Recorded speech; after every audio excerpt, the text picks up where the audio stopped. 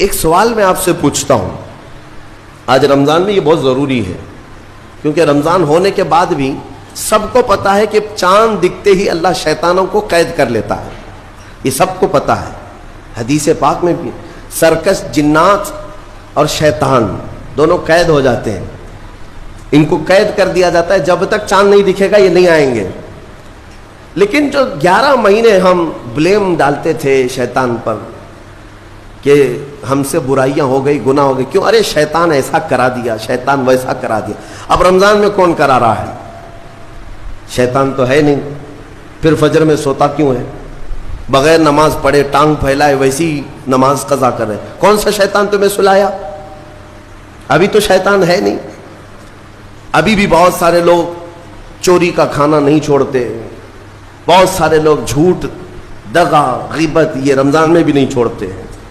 تو یہ ان کو کون سا شیطان کروا رہا ہے؟ کون سا شیطان یہ برائیاں کرواتا ہے؟ اس کے جواب کے لیے ایک چیز سمجھنا ضروری ہے۔ یہ بات تو مشہور ہے کہ ساری برائیاں شیطان کرواتا ہے، ابلیس کرواتا ہے نا؟ لیکن آپ کو وہ واقعہ معلوم ہے جب آدم علیہ السلام کو اللہ تعالیٰ نے پیدا کیا اور سارے فرشتوں سے کہا کہ سجدہ کرو، کل ہی کی تفسیر میں نے عرض کیا، اس میں ابلیس بھی تھا۔ ابلیس بھی اس وقت بہکا ہوا نہیں تھا، گمراہ نہیں تھا، وہ اچھا تھا۔ ابلیس تو بہت عبادت کرنے والا تھا اللہ تعالیٰ کی، تو اس نے اللہ کے حکم کو ٹال کر آدم کو سجدہ نہیں کیا، غرور میں کھڑا رہا، نافرمانی کیا۔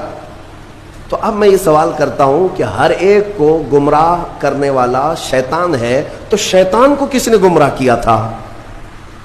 اس کو کس نے روکا سجدہ مت کرنا آدم کو؟ کوئی ہے بہکانے والا؟ ارے وہ تو پہلا ابلیس ہے، اس سے پہلے تو کوئی ابلیس تھا ہی نہیں، اس سے پہلے تو کوئی شیطان تھا ہی نہیں۔ شیطان کو کس نے روکا کہ تو بڑا ہے، تو بلند ذات والا ہے، آدم مٹی سے بنا ہے؟ یہ خیال کس نے ڈالا؟ کون سا شیطان تھا اس سے پہلے؟ یہی بات سمجھنے کی ہے۔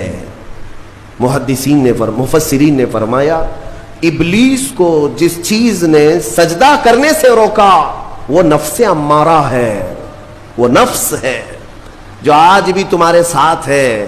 ہاں شیطان تو قید ہو جاتا ہے رمضان کے شروع ہوتے ہی، لیکن نفس تو ساتھ میں رہتا ہے۔